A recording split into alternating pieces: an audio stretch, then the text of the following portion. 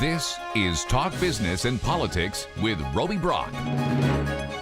Welcome to this edition of Talk Business and Politics. I'm Roby Brock, joined by Marshall Stewart, CEO of Greenway Equipment Company. Good to have you with us. Well, thank you for having me. All right, we got some things to talk about, from food insecurity to farming in general. You ready? Absolutely. You and I got to spend some time in Stuttgart last week at a great event over there with a bunch of rice farmers in the region.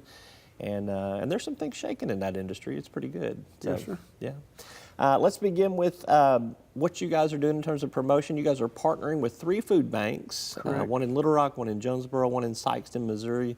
Tell me what you're doing with Greenway Equipment Company and those food banks. So with the food banks, we've had a long relationship through the past several years. And also, in addition with that, we also have a good relationship with Jason Aldean and been supplying his equipment for him for a few years. And so we kind of came up with the idea, since we've been supporting the food banks, why don't we do something a little bit different and try to have a fundraiser, let them have a fundraiser. So we donated Jason's personal gator to the food banks, and then they could conduct the fundraiser.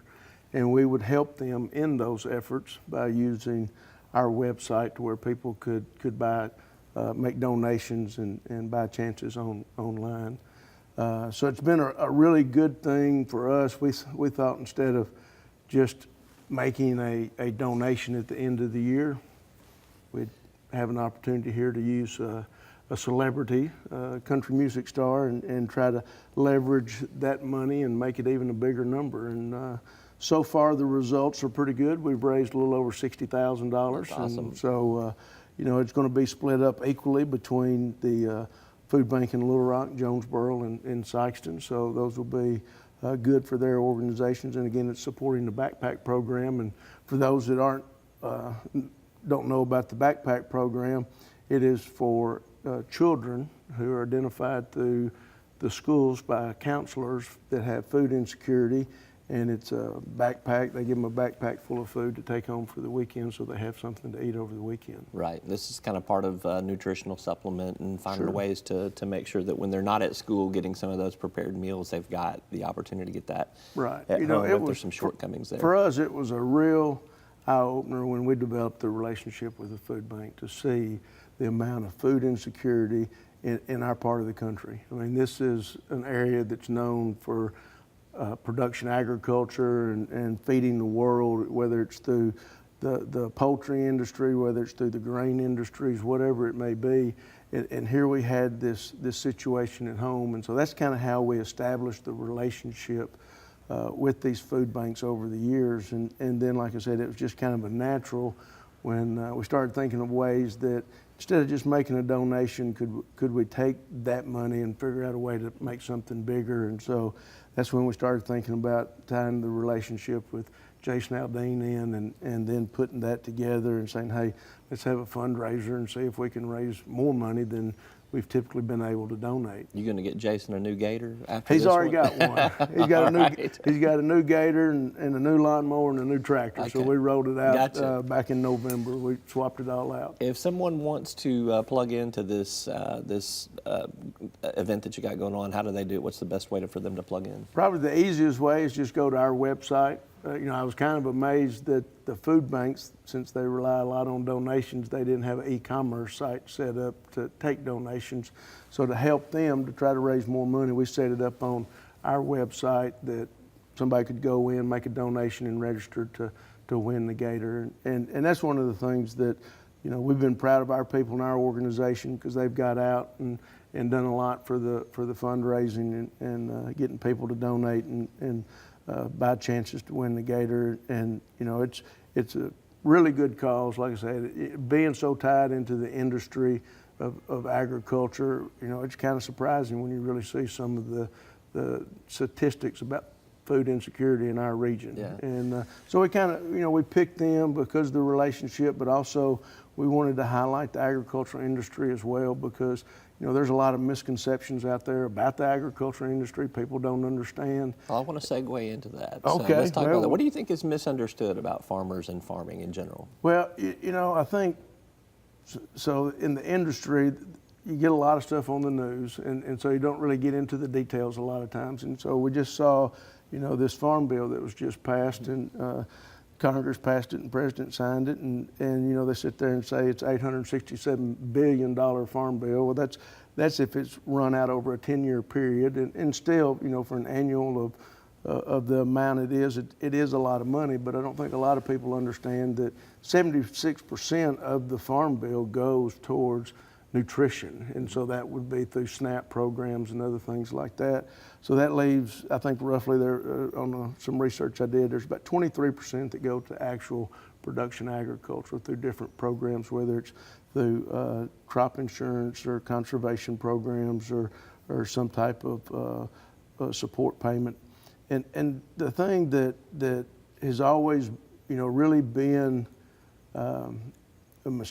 just mystifies me is the general public thinks that we're taking that money and putting it in the bank. And the thing about it is when you've got production costs that are higher than what you can sell it for, there has to be some things in place to make sure that we're sustainable to the point to where our country always wants to be able to feed itself. And that's a huge national security issue. And so I think some people don't even understand that. Food comes from the grocery store. Right. And it exactly. doesn't come from the grocery store. It came from somewhere before it came to the grocery store. And so, I think so there's lots of things that you can debate, but from a macro level, when you look at what the Farm Bill provides this country, you're talking about having the lowest income ratio to be spent on food. I think we spend as Americans 9.6% of our income on food, and that's the lowest of anywhere in the world. The other thing is that, in agriculture, just as we're going through today, we don't really have control of our markets. Our government, one, they want plenty of food for our country and our citizens, and that's great. The other thing, they leverage it in negotiations through diplomacy, and so all of a sudden... We're seeing that play out in the tariff and trade wars. We're seeing it today. Right, I'm confident we can get some of those things worked out, but it's just like you go back, to the 80s when we had the Russian wheat embargo. We never got those markets back. And so that's what a lot of people today are a little concerned with, is the fact, all right, we understand that we can get all these trade wars worked out, but will we actually get those markets back? Because China's gone to buying a bunch of beans from South America now, and so that kind of shifts, and they develop a relationship. Russia has suggested that they will provide some soybeans to China as well. Read that recently there.